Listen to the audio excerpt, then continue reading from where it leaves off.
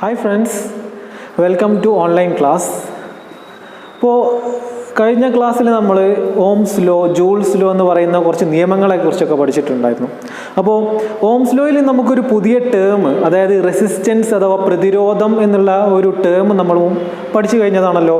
അപ്പോൾ ഈ ഒരു പ്രതിരോധം നമ്മളൊരു സർക്യൂട്ടിലേക്ക് കൊടുക്കുമ്പോൾ അങ്ങനെ കൊടുക്കാനും വേണ്ടിയിട്ടുള്ള ഒരു ഉപകരണമാണ് റെസിസ്റ്റർ അഥവാ പ്രതിരോധകം എന്ന് പറയുന്നത്. പ്രതിരോധകത്തെ നമ്മൾ ഡിനോട്ട് ചെയ്യുന്നത് ഈ ഒരു സിമ്പൽ കൊണ്ടാണ്. ഇങ്ങനെ പ്രതിരോധകത്തെ നമ്മൾ ഡിനോട്ട് ചെയ്യുന്ന ഒരു സിമ്പൽ ഇങ്ങനെയാണ് ഉണ്ടാവുക, പ്രതീകം എന്ന് പറയും. ഈ ഒരു പ്രതിരോധകത്തെ നമ്മൾ സർക്യൂട്ടിലേക്ക് കൊടുക്കുന്ന സമയത്ത് നമുക്ക് രണ്ട് രീതിയിലാണ് നമുക്ക് സർക്യൂട്ടിലേക്ക് കൊടുക്കാൻ പറ്റുക. പ്രതിരോധകത്തെ നമുക്ക് സർക്യൂട്ടിലേക്ക് രണ്ട് രീതിയിൽ കൊടുക്കാൻ പറ്റും. അതാണ് നമുക്ക് കാണാൻ പറ്റുന്നത്. സീരീസ്, ഒന്നാമത് സീരീസ് ആയിട്ടും രണ്ടാമത്തത് പാരലൽ ആയിട്ടും. ശ്രേണി രീതിയിലും കൊടുക്കാൻ പറ്റും, സമാന്തര രീതിയിലും കൊടുക്കാൻ പറ്റും. അപ്പം രണ്ടും തമ്മിലുള്ള വ്യത്യാസം എന്താണെന്ന് വെച്ചാൽ, ഇവിടെ ചിത്രത്തിൽ കാണുന്ന പോലെ R1 R2 ഇത് രണ്ടും റെസിസ്റ്ററുകളാണ്, പ്രതിരോധകങ്ങളാണ്.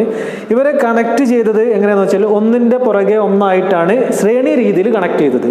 പക്ഷെ നമ്മൾ സമാന്തര രീതിയിലേക്ക് നോക്കുന്ന സമയത്ത് ഒന്നിൻ്റെ മുകളിലായിട്ട് ഒന്നായിട്ടാണ് നമ്മൾ എന്ത് ചെയ്തത്, ഈ ഒരു പ്രതിരോധകത്തെ നമ്മൾ ക്രമീകരിച്ചത്. അപ്പോൾ ഈ ഒരു രണ്ട് രീതിയിലാണ് നമുക്ക് ഒരു സർക്യൂട്ടിൽ പ്രതിരോധങ്ങളെ ആഡ് ചെയ്യാൻ പറ്റുള്ളൂ. അപ്പോൾ ഇനി നമ്മൾ നോക്കുന്നത് ഈ രണ്ട് രീതിയും തമ്മിലുള്ള വ്യത്യാസങ്ങളാണ്. അപ്പോൾ നമുക്ക് ഇതിനെ ഒരു സർക്യൂട്ടിലെ ഒരു സെല്ലുമായിട്ട് കണക്ട് ചെയ്യുകയാണെങ്കിൽ അല്ലെങ്കിൽ ബാറ്ററിയുമായിട്ട് കണക്ട് ചെയ്യുകയാണെങ്കിൽ നമുക്കറിയാം കറണ്ട് ഉണ്ടാകും. പോസിറ്റീവിൽ നിന്ന് നെഗറ്റീവിലേക്ക് കറണ്ട് പോകും. അപ്പോൾ ഈ ഒരു ഡയറക്ഷനിലേക്ക് കറണ്ട് പോകും. ഇതേപോലെ തന്നെ ഇവിടെ ഞാനൊരു സെല്ല് കൊടുക്കുകയാണെങ്കിൽ അല്ലെങ്കിൽ ബാറ്ററി കൊടുക്കുന്ന സമയത്ത് കറണ്ട് ഈ ഒരു ഡയറക്ഷനിലേക്ക് പോകുന്നുണ്ടാവും. ഓക്കെ ആണല്ലോ. ഈ ഒരു കറണ്ട് ഡയറക്ഷൻ നോക്കിക്കഴിഞ്ഞാൽ ഈ ഒരു റെസിസ്റ്ററിലേക്കൂടെയും ഈ ഒരു റെസിസ്റ്ററിലേക്കൂടെയും ഒരേ കറണ്ടാണ് പോകുന്നത്.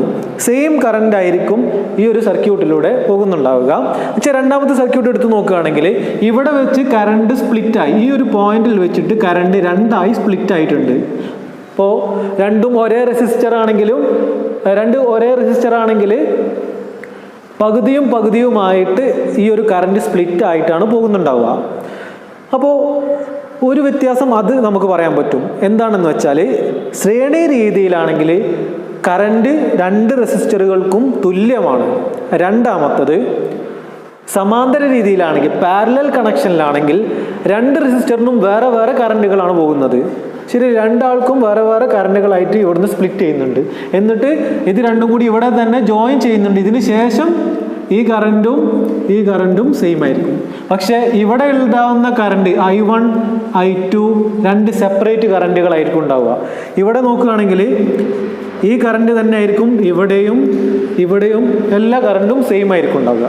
അപ്പോൾ ഒന്നാമത്തെ വ്യത്യാസം നമുക്ക് അത് പറയാൻ പറ്റും.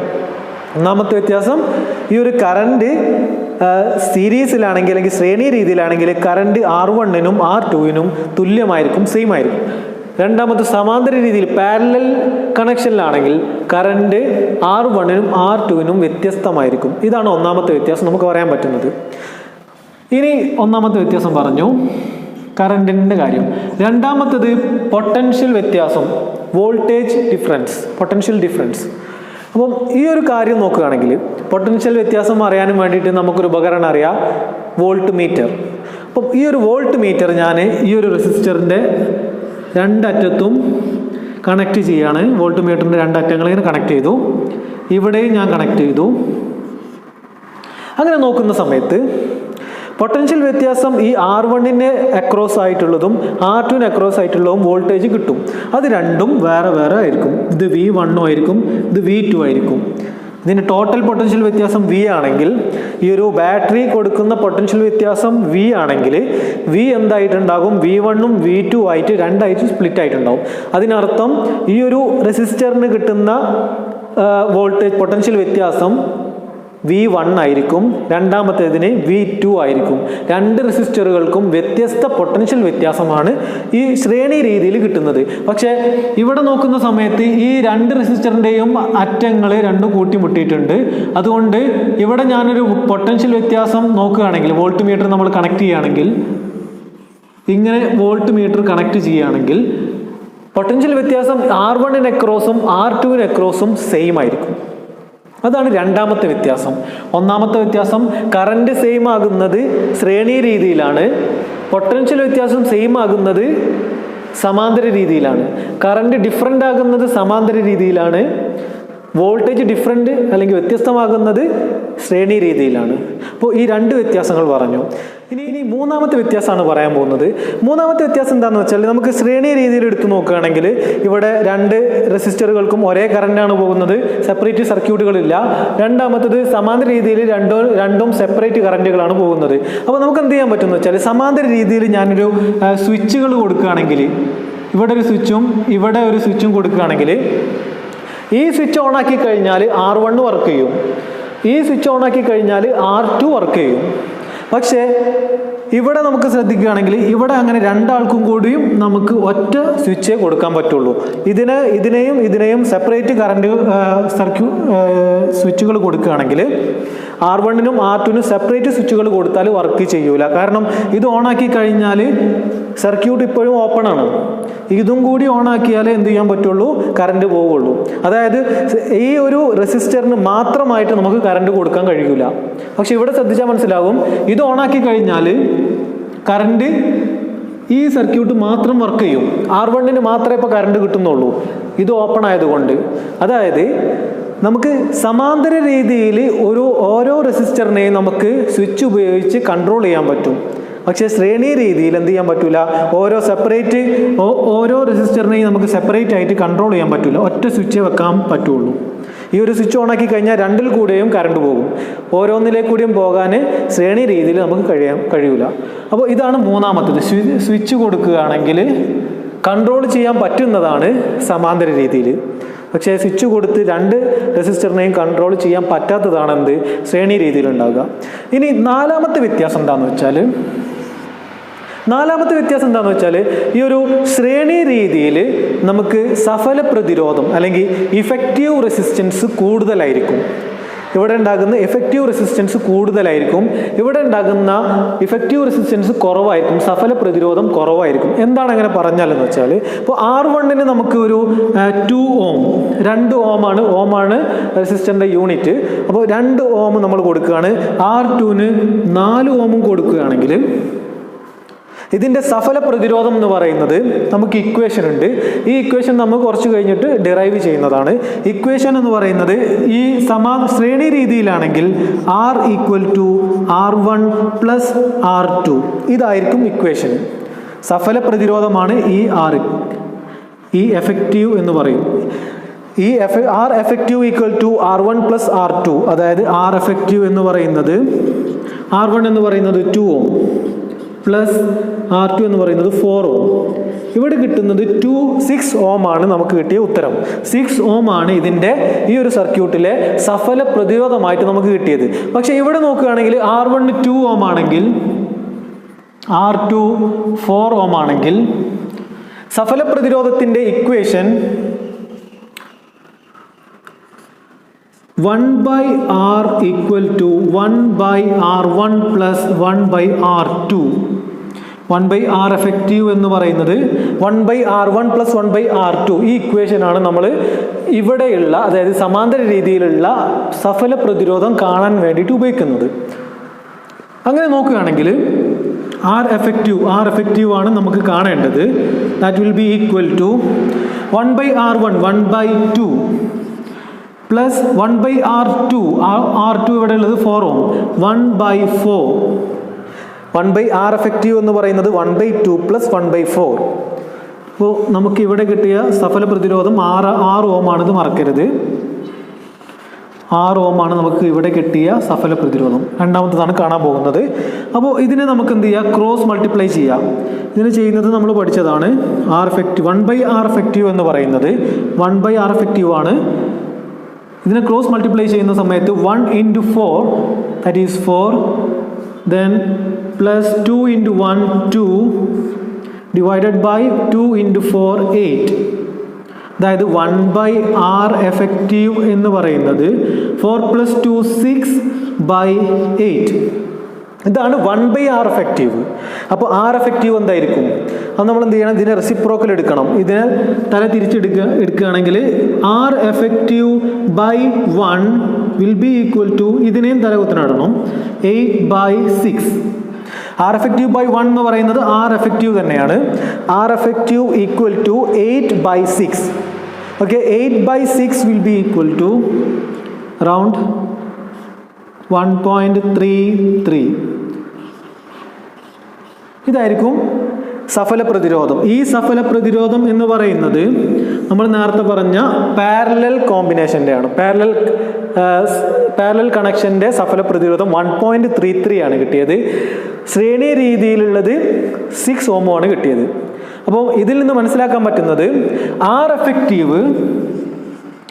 എഫക്റ്റീവ് കൂടുതലായിരിക്കും ശ്രേണി രീതിയിൽ, r എഫക്റ്റീവ് കുറവായിരിക്കും സമാന്തര രീതിയിൽ. ഈ ഒരു 4 ഡിഫറൻസ് ആണ് സമാന്തര രീതിയും ശ്രേണി രീതിയും തമ്മിലുള്ളത്. അപ്പോൾ ഒന്നുകൂടി പറഞ്ഞു നോക്കുകയാണെങ്കിൽ, ഒന്നാമത്തെ വ്യത്യാസം കറണ്ട് ശ്രേണി രീതിയിൽ തുല്യമായിരിക്കും, സമാന്തര രീതിയിൽ വ്യത്യസ്തമായിരിക്കും. രണ്ടാമത്തത് വോൾട്ടേജ് അല്ലെങ്കിൽ പൊട്ടൻഷ്യൽ വ്യത്യാസം ഇവിടെ വ്യത്യസ്തമായിരിക്കും, ഇവിടെ തുല്യമായിരിക്കും. മൂന്നാമത്തത് സ്വിച്ച് വെച്ച് കൺട്രോൾ ചെയ്യാൻ പറ്റുന്നത് സമാന്തര രീതിയാണ്. ഇതിനെ നമുക്ക് സ്വിച്ച് വെച്ചിട്ട് 2 റെസിസ്റ്ററിനെയും കൺട്രോൾ ചെയ്യാൻ പറ്റില്ല.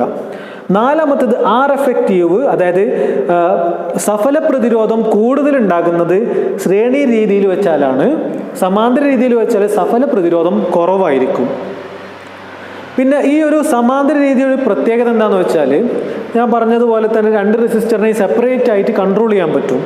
അതുകൊണ്ട് തന്നെ നമ്മൾ വീട്ടിലൊക്കെ ഉപയോഗിക്കുന്ന ഈ ഒരു വയറിങ്ങും അല്ലെങ്കിൽ ഇലക്ട്രിക്കൽ വയറിങ്ങൊക്കെ നമ്മൾ കണക്ട് ചെയ്യുന്നത് സമാന്തര രീതിയിലായിരിക്കും. കാരണം ഇപ്പോൾ ഉദാഹരണത്തിന് ഒരു വീടിൻ്റെ ഉള്ളിൽ പല ബൾബ് ഉണ്ടാകും, ഫാൻ ഉണ്ടാകും, പല കാര്യങ്ങളുണ്ടാകും. ഇതിനെ ശ്രേണി രീതിയിൽ കണക്ട് ചെയ്താൽ നമുക്ക് എന്ത് ചെയ്യാൻ പറ്റുള്ളൂ? ഒറ്റ സ്വിച്ച് ഓണാക്കി കഴിഞ്ഞാൽ എന്ത് ചെയ്യും? എല്ലാം വർക്ക് ചെയ്യും. അങ്ങനെ വീട്ടിലുണ്ടാകാറില്ല. ഓരോ സെപ്പറേറ്റ് ഇൻസ്ട്രുമെൻറ്റിനും അല്ലെങ്കിൽ സെപ്പറേറ്റ് ഡിവൈസസിനും വേറെ സ്വിച്ചസ് ഉണ്ടാകും. അപ്പം നമ്മൾ വീട്ടിൽ ഉപയോഗിക്കുന്നത് ഈ ഒരു കണക്ഷനായിരിക്കും, പാരലൽ കണക്ഷനായിരിക്കും ഉണ്ടാവുക. ഫാനിനൊരു സ്വിച്ച് ഉണ്ടാകും, ബൾബിന് വേറെ സ്വിച്ച് ഉണ്ടാകും. ഈ ഒരു രീതിയിലായിരിക്കും നമ്മൾ വീട്ടിൽ കണക്ട് ചെയ്യുന്നുണ്ടാവുക. ഇനി അടുത്തത് പറയാൻ പോകുന്നത്, ഞാനിവിടെ പറഞ്ഞ സഫല പ്രതിരോധത്തിൻ്റെ ഇക്വേഷൻ ശ്രേണി രീതിയിൽ നമുക്ക് ഓർമ്മയുണ്ട്. നമ്മൾ കണ്ടത് 6 ohm ആണ്. ഇത് കിട്ടിയത് r effective equal to r1 plus r2. ഈ ഒരു ഇക്വേഷൻ എവിടെ നിന്ന് കിട്ടി? രണ്ടാമത്തെ ഇക്വേഷൻ പാരലൽ സമാന്തര രീതിയിലുള്ള ഇക്വേഷൻ എന്ന് പറയുന്നത് ഇതാണ്. 1/r എഫക്റ്റീവ് എന്ന് പറയുന്നത് 1/r1 പ്ലസ് 1/r2. അപ്പോൾ ഈ 2 ഇക്വേഷൻ നമുക്ക് എവിടെ നിന്ന് കിട്ടി എന്നുള്ളതാണ് അടുത്ത് പറയാൻ പോകുന്നത്. അതായത് ഈ ഒരു 2 ഇക്വേഷനും നമ്മൾ ഡിറൈവ് ചെയ്യാൻ പോവുകയാണ്. അപ്പോൾ ആദ്യം നമുക്ക് എന്ത് ചെയ്യാൻ പറ്റും? സമാന്തര രീതിയിലേക്ക് നോക്കാം. സമാന്തര രീതിയിൽ നോക്കിക്കഴിഞ്ഞാൽ നമുക്കറിയാൻ പറ്റും, ഒരു കാര്യം വളരെ ക്ലിയർ ആണ്. ഈ ഒരു കറണ്ട് ഈ ഒരു പോയിന്റിൽ വെച്ചിട്ട്, ഈ കറണ്ട് ഈ ഒരു പോയിന്റ് ജംഗ്ഷനിൽ വെച്ചിട്ട് 2ആയി സ്പ്ലിറ്റ് ചെയ്യുന്നുണ്ട്. I എന്ന് പറയുന്ന കറണ്ട് I1 ആയിട്ടും I2 ആയിട്ടും സ്പ്ലിറ്റ് ചെയ്യുന്നുണ്ട്. അതിനർത്ഥം I എന്ന് പറയുന്നത് I1 പ്ലസ് I2 ഇങ്ങനെ എഴുതാൻ പറ്റും നമുക്ക്. I എന്ന് പറയുന്നതിന് I1 പ്ലസ് I2, I1ഉം I2ഉം കൂടി ചേർന്നാലാണ് മൊത്തം I ഉണ്ടാവുക. ഓക്കെ ആണല്ലോ? അങ്ങനെയാണെങ്കിൽ നമുക്ക് ഈ ഒരു I നമുക്ക് വേറെ രീതിയിലേക്ക് മാറ്റി എഴുതാൻ പറ്റും. കാരണം ഓംസ് ലോ അനുസരിച്ച് V ഈക്വൽ ടു IR, ഈ ഇക്വേഷൻ നമുക്കറിയാം. അങ്ങനെയാണെങ്കിൽ I ഈക്വൽ ടു V/R. ഇത് എല്ലാവർക്കും അറിയുന്ന ഇക്വേഷൻ ആണ്. I ഈക്വൽ ടു V/R ആണെന്നുള്ളത്. അപ്പോൾ ഇവിടെ നമുക്ക് ഈ I-ന് പകരം നമുക്ക് ഇവിടെ V/R എന്ന് എഴുതാൻ പറ്റും. ഈക്വൽ ടു I1-ന് പകരം നമുക്ക് എന്ത് ചെയ്യാൻ പറ്റും? ഇവിടെയും ഈ ഒരു റെസിസ്റ്റർ കൂടി ഉണ്ടാകുന്ന വോൾട്ടേജും ഈ ഒരു റെസിസ്റ്ററിലേക്ക് കൂടി താഴെ ഉണ്ടാകുന്ന റെസിസ്റ്ററിലേക്ക് കൂടിയുള്ള വോൾട്ടേജും തുല്യമാണെന്നുള്ളത് നമുക്കറിയാം. ഈ 2 റെസിസ്റ്റർ കൂടിയുള്ള വോൾട്ടേജ് അല്ലെങ്കിൽ V സെയിം ആണെന്ന് നമുക്കറിയാം. അപ്പോൾ വി ബൈ ആർ, ഈ ഐ ആണ് നമ്മൾ വി ബൈ ആർ എന്ന് എഴുതിയത്. ഇനി ഈ I1 നമുക്ക് എന്ത് ചെയ്യാൻ പറ്റും? വി ബൈ R1 എന്ന് എഴുതാൻ പറ്റും. എന്തുകൊണ്ട് V1 ബൈ R1 എന്ന് എഴുതാത്തത്? കാരണം V1 എന്നുള്ളത് ഉണ്ടാകൂല. കാരണം V1ഉം V2 ഒക്കെ സെയിം ആണ്, തുല്യമാണെന്നുള്ളത് നമ്മൾ പറഞ്ഞതാണ്. അതുകൊണ്ട് വി ബൈ R1 എന്ന് എഴുതാൻ പറ്റും. പ്ലസ് I2 പകരം നമുക്ക് അതേപോലെ തന്നെ വി ബൈ R2, V2 എന്ന് എഴുതൂല. കാരണം ഇവിടെ ഈ രണ്ട് റെസിസ്റ്റർ കൂടിയുള്ള രണ്ട് റെസിസ്റ്ററിന് അറ്റത്തുള്ള വോൾട്ടേജ് V ആണ്, അത് മാറൂല എന്ന് പറഞ്ഞതാണ്. അപ്പോൾ ഈ ഒരു ഇക്വേഷനിലേക്ക് നോക്കിക്കഴിഞ്ഞാൽ ഇത് നമുക്ക് ഒഴിവാക്കാം. V by R equal to V by R1 plus V by R2. ഇതിൽ നിന്ന് നമുക്ക് എന്ത് ചെയ്യാൻ പറ്റും? വിയെ പുറത്തേക്ക് എടുക്കുകയാണെങ്കിൽ V by R will be equal to, വിയെ പുറത്തേക്ക് എടുക്കുകയാണെങ്കിൽ 1 by R1 plus 1 by R2. ഈ രണ്ട് വിയും സെയിം ആണ്. അതുകൊണ്ട് നമുക്ക് ഈ വിയും ക്യാൻസൽ ആക്കി കഴിഞ്ഞാൽ ബാക്കി ഉണ്ടാകുന്നത് എന്തൊക്കെയാണ് ഉണ്ടാവുക? 1 by R will be equal to 1 by R1 plus 1 by R2. ഈ 1 ബൈ ആർ ഇതിനെയാണ് നമ്മൾ ആർ എഫക്റ്റീവ് എന്ന് പറയുന്നത്. ഇങ്ങനെയാണ് നമുക്ക് ഈ ഒരു സമാന്തര രീതിയിലുള്ള പ്രതിരോധങ്ങളുടെ എഫക്റ്റീവ് റെസിസ്റ്റൻസ് നമ്മൾ കാണുന്നത്. 1 by R F equal to 1 by R1 plus 1 by R2. ഈ ഒരു രീതിയിലാണ് നമ്മൾ ഇതിനെ കണ്ടെത്തിയത്. ഇനി നമുക്ക് നോക്കേണ്ടത് ശ്രേണി രീതിയിൽ പ്രതിരോധകങ്ങളെ കണക്ട് ചെയ്താൽ ഉണ്ടാകുന്ന സഫല പ്രതിരോധത്തിന്റെ ഇക്വേഷൻ. ഓൾറെഡി നമുക്ക് അറിയാവുന്നതാണ്. R effective will be equal to R1 plus R2. Okay ആണല്ലോ. ഈ ഒരു ഇക്വേഷൻ എങ്ങനെ കിട്ടിയെന്ന് വെച്ചാൽ നമുക്ക് ഇവിടെ നോക്കിയാൽ മനസ്സിലാവും. വി എന്ന് പറയുന്ന പൊട്ടൻഷ്യൽ V1ഉം V2ഉം കൂട്ടിയാൽ കിട്ടുന്നതാണ്. അത് ആദ്യം നമുക്ക് എഴുതാൻ പറ്റും. V will be equal to V1 plus V2.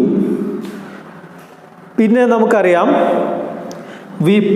Ohm's law അനുസരിച്ച് V will be equal to IR. അറിയാമല്ലോ. ഈ ഒരു IR ആണ് വിക്ക് തുല്യമായിട്ടുള്ളത്. ഈ വിക്ക് പകരം നമുക്ക് എന്ത് ചെയ്യാൻ പറ്റും? I ഇൻറ്റു R എന്ന് പറയാൻ പറ്റും, എന്ന് എഴുതാൻ പറ്റും. ദെൻ V1 പകരം നമുക്ക് I ഇൻറ്റു R1 എഴുതാൻ പറ്റും. എന്തുകൊണ്ടാണ് I1 എന്ന് എഴുതാത്തത്? കാരണം ഈ ഒരു റെസിസ്റ്റർ കൂടി പോകുന്ന കറണ്ടും ഈ ഒരു റെസിസ്റ്റർ കൂടി പോകുന്ന കറണ്ടും തുല്യമാണ്, എല്ലാം I ആണ്. ഓക്കെ, അതുകൊണ്ട് I1 I2 ഒന്ന് സെപ്പറേറ്റ് എഴുതണ്ട, I എന്ന് എഴുതിയാൽ മതി. I into R1 plus V2 പകരം I ഇൻറ്റു R2 എന്ന് എഴുതാൻ പറ്റും. ദെൻ നേരത്തെ ഇവിടെ ചെയ്ത പോലെ തന്നെ ഐനെയാണ് നമ്മൾ പുറത്തേക്ക് എടുക്കുന്നത്. അപ്പോൾ I into R will be equal to, ഐനെ പുറത്തേക്ക് എടുത്തു കഴിഞ്ഞാൽ R1 പ്ലസ് R2. ദെൻ നമുക്ക് ഈ ഐയെ ക്യാൻസൽ ചെയ്യാൻ പറ്റും. അപ്പോൾ ബാക്കി ഉണ്ടാക്കുന്നത് R equal to R1 plus R2. ഈ R ആണ് R എഫക്റ്റീവ്, സഫല പ്രതിരോധം ശ്രേണി രീതിയിലുള്ള ഇക്വേഷനാണ് ഇപ്പോൾ കിട്ടിയത്. ശ്രേണി രീതിയിലല്ല, സമാന്തര രീതിയിലുള്ളതാണ് നമുക്ക് മുകളിൽ കിട്ടിയത്. ഇങ്ങനെ രണ്ട് ഇക്വേഷന് നമുക്ക് കിട്ടുന്നത് ഈ ഒരു രീതിയിലാണ്. ഇനി നമുക്ക് ഒരു ക്വസ്റ്റ്യൻ എടുത്ത് നോക്കാം. ഈ ഒരു റെസിസ്റ്ററിൻ്റെ ഭാഗത്ത് അല്ലെങ്കിൽ പ്രതിരോധങ്ങളുടെ ഭാഗത്ത് വരാൻ ചാൻസ് ഉള്ള ഒരു ക്വസ്റ്റ്യൻ ഇങ്ങനെയാണ്. രണ്ട് റെസിസ്റ്ററുകൾ ശ്രേണി രീതിയിലാണ് കണക്ട് ചെയ്തത്. ശ്രേണി രീതിയിൽ രണ്ട് റെസിസ്റ്ററുകളെ കണക്ട് ചെയ്തിട്ടുണ്ട്. ഇതിൻ്റെ എഫക്റ്റീവ് റെസിസ്റ്റൻസ് കാണണം. അപ്പോൾ ഈ ഒരു ശ്രേണി രീതിയിലുള്ള എഫക്റ്റീവ് റെസിസ്റ്റൻസ് കാണാനുള്ള ഇക്വേഷൻ നമുക്കറിയാം. R equal to R effective will be equal to R1 plus R2. ഇവിടെ R1 എന്ന് പറയുന്നത് 12 ആണ്, R2 എന്ന് പറയുന്നത് 4 ഓം ആക്കിയെടുക്കാം. അങ്ങനെയാണെങ്കിൽ R effective will be equal to 12 plus 4, that is 16 ohm. Okay ആണല്ലോ. ഇതിൻ്റെ എഫക്റ്റീവ് റെസിസ്റ്റൻസ് നമ്മൾ കണ്ടു. രണ്ടാമത്തെ സർക്യൂട്ടിലേക്ക് നോക്കിക്കഴിഞ്ഞാൽ ഇതേ റെസിസ്റ്റൻസ് തന്നെ പാരലൽ ആയിട്ടാണ് കണക്ട് ചെയ്തത്, സമാന്തരമായിട്ടാണ് കണക്ട് ചെയ്തത്. അപ്പോൾ സമാന്തരമായി കിടക്കുന്ന രണ്ട് റെസിസ്റ്ററുകളുടെ സഫല പ്രതിരോധം, എഫക്റ്റീവ് റെസിസ്റ്റൻസ് കാണാനുള്ള ഇക്വേഷൻ നമുക്കറിയാം. 1 by R effective will be equal to 1 by R1 plus 1 by R2. 1 by R effective ഇത് കാണാനുള്ളതാണ്. 1 ബൈ R1 എന്ന് പറയുന്നത് 12, 1 by 12 plus 1 by R2 1 by 4. ഇനി നമുക്കിതിനെ ക്രോസ് മൾട്ടിപ്ലൈ ചെയ്യാം. 1 by R effective will be equal to 1 into 4 4 plus 1 into 12 12 divided by 12 into 4 48. ഇങ്ങനെയാണെങ്കിൽ നമുക്ക് എഴുതാൻ പറ്റും 4 + 12 16/48. ഓക്കെ, ഇത് 1/R എഫക്റ്റീവ് ആണ്. 1/R എഫക്റ്റീവ് 16/48 ആണെങ്കിൽ R effective by 1 will be equal to 48/16. 48/16. 48ൽ എത്ര 16 ഉണ്ട്? 3 16 ഉണ്ട്. R effective by 1 എന്ന് പറയുന്നത് R effective തന്നെയാണ്. Then R effective 48/16 എന്ന് പറയുന്നത് 3 ohm. ഓക്കെ, അപ്പോൾ ഇഫക്റ്റീവ് റെസിസ്റ്റൻസ് സമാന്തര രീതിയിൽ കണക്ട് ചെയ്തപ്പോൾ, പാരലൽ ആയിട്ട് കണക്ട് ചെയ്തപ്പോൾ 3 ഓമും ശ്രേണി രീതിയിൽ കണക്ട് ചെയ്തപ്പം 16 ഓമോ 16 ഓമോ ആണ് നമുക്ക് കിട്ടിയത്. ഇനി ഇതേ ഭാഗത്ത് തന്നെ വേറൊരു ചോദ്യം ചോദിക്കാം. ഇപ്പോൾ ഇവിടെയുള്ള ഒരു സെല്ലുണ്ട്, അല്ലെങ്കിൽ ബാറ്ററി ഇവിടെ കൊടുത്തിട്ടുണ്ട്. 12 വോൾട്ട് ആണ് ഈ ഒരു ബാറ്ററിയുടെ പവർ. ദെൻ പൊട്ടൻഷ്യൽ വ്യത്യാസം 12 ഓം ആണ് ഇവിടെ കിട്ടിയത്. അങ്ങനെയാണെങ്കിൽ ഈ ഒരു സർക്യൂട്ടിലൂടെ പോകുന്ന കറണ്ട്, ഇവിടെ ഉണ്ടാകുന്ന കറണ്ട് അല്ലെങ്കിൽ ഇവിടെ ഉണ്ടാകുന്ന കറണ്ട് ചോദിക്കുകയാണെങ്കിൽ എങ്ങനെ കാണാൻ പറ്റും? ഇതിൻ്റെ എഫക്റ്റീവ് റെസിസ്റ്റൻസ് നമുക്കറിയാം, ടോട്ടൽ റെസിസ്റ്റൻസ് നമുക്കറിയാം, ടോട്ടൽ വോൾട്ടേജ് നമുക്കറിയാം, ഇവിടെയുള്ള ടോട്ടൽ വോൾട്ടേജ് നമുക്കറിയാം. അങ്ങനെയാണെങ്കിൽ നമുക്ക് കറണ്ട് എത്രയെന്ന് കാണണം. ഇപ്പോൾ കറണ്ടിനുള്ള ഇക്വേഷൻ നമുക്ക് അറിയാം, V = IR, Ohm's law. Then I will be equal to V/R. ഈ ആറിന് താഴത്തേക്ക് കൊണ്ടുപോയാൽ മതി. I = V/R, ഓംസ് ലോ ഒന്ന് ജസ്റ്റ് റീഅറേഞ്ച് ചെയ്താൽ I = V/R എന്നുള്ള ഇക്വേഷൻ കിട്ടും. അപ്പോൾ I ആണ് കാണേണ്ടത്. ഈ ഇക്വേഷനാണ് നമ്മൾ ഇവിടെ ഉപയോഗിക്കുന്നത്. ഈ രണ്ട് കേസിലും നമ്മൾ ഈ ഇക്വേഷനാണ് ഉപയോഗിക്കുന്നത്.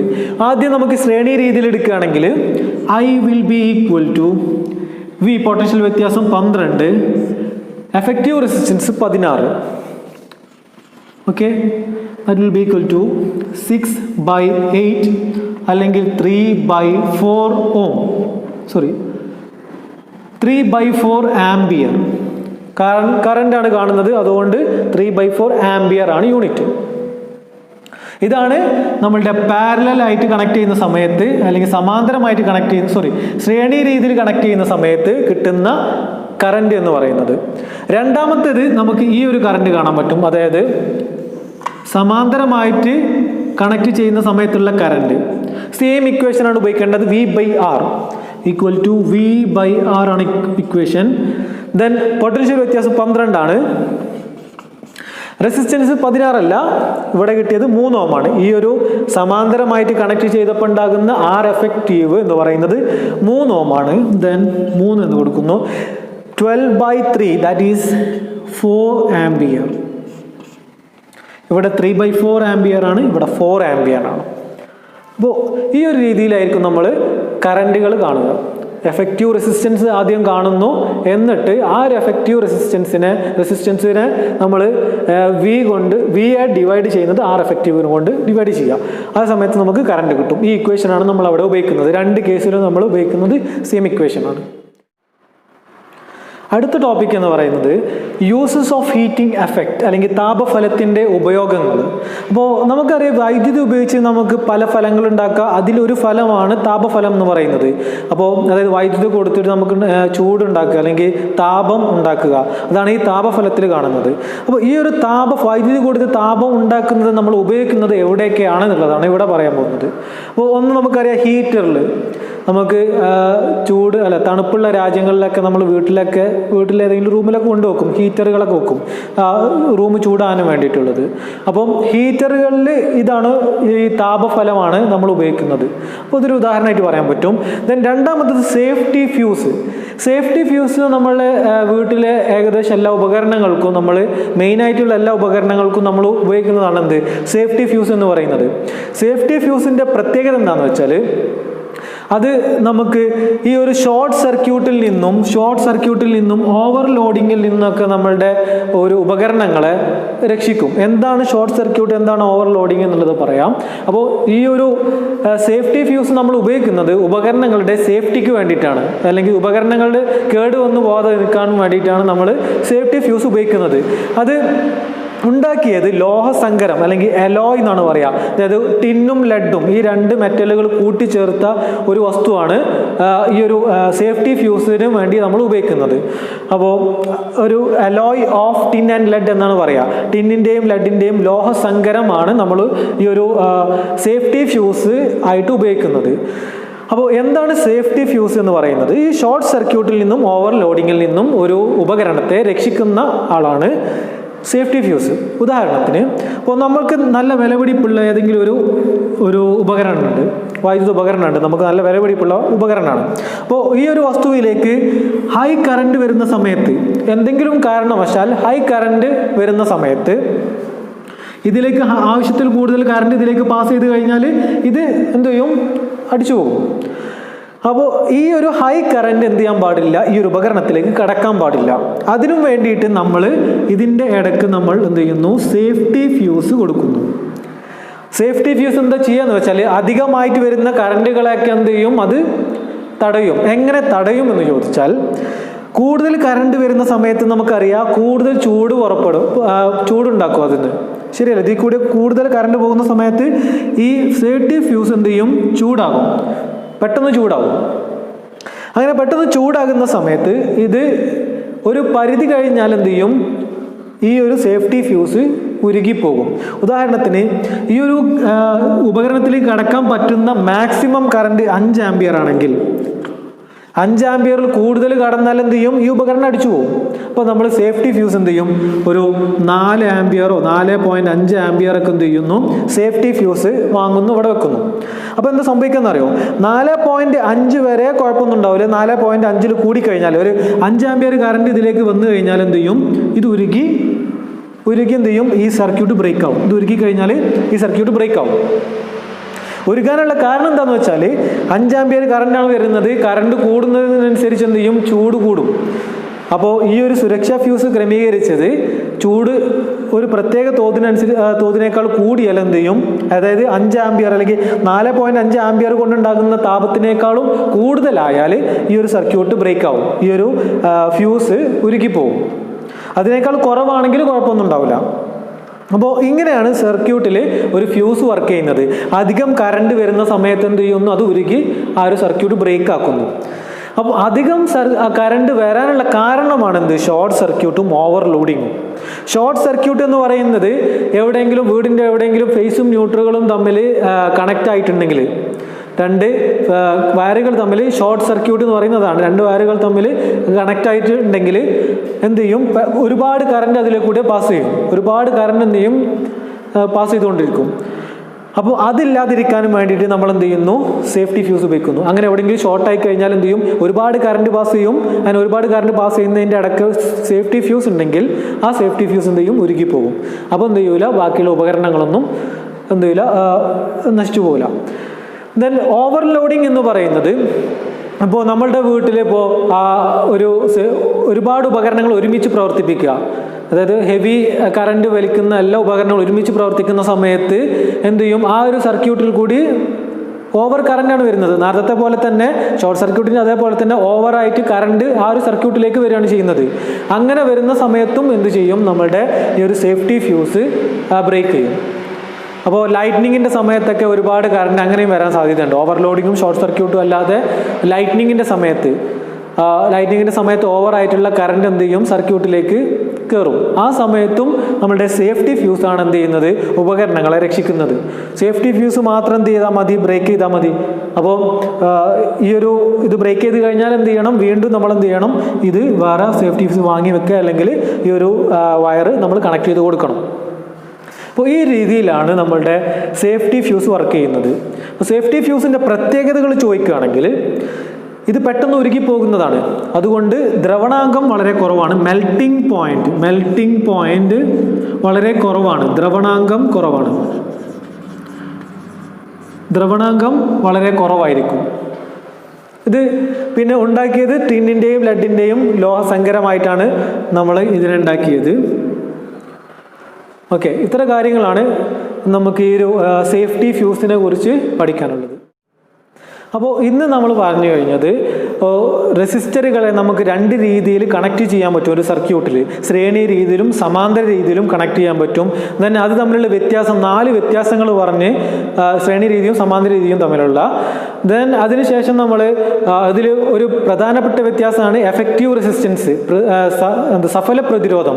ഈ സഫല പ്രതിരോധത്തിൻ്റെ 2 ഇക്വേഷൻസ് പറഞ്ഞ് R = R1 + R2 ശ്രേണി രീതിയിൽ, 1/R = 1/R1 + 1/R2 സമാന്തര രീതിയിൽ.